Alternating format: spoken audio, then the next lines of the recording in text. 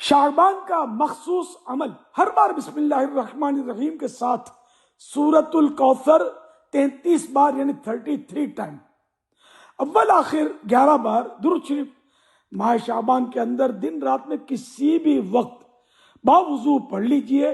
شعبان میں روزانہ بھی پڑھ سکتے ہیں، مراد پوری ہونے کے لیے بہترین عمل ہے۔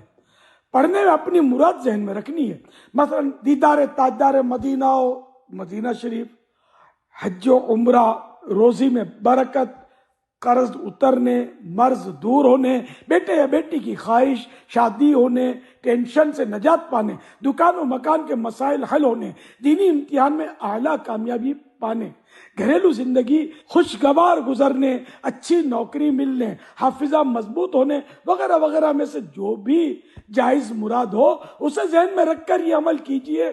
اللہ کریم چاہے گا تو ضرور کرم ہوگا۔ سبحان اللہ، ماشاء اللہ۔ وہ کیا بات ہے، ماہ شعبان کی نماز روزوں کی پابندی کرتے رہیے، مدنی چینل دیکھتے رہیے۔ صلو علی حبیب صلی اللہ تعالی علی محمد۔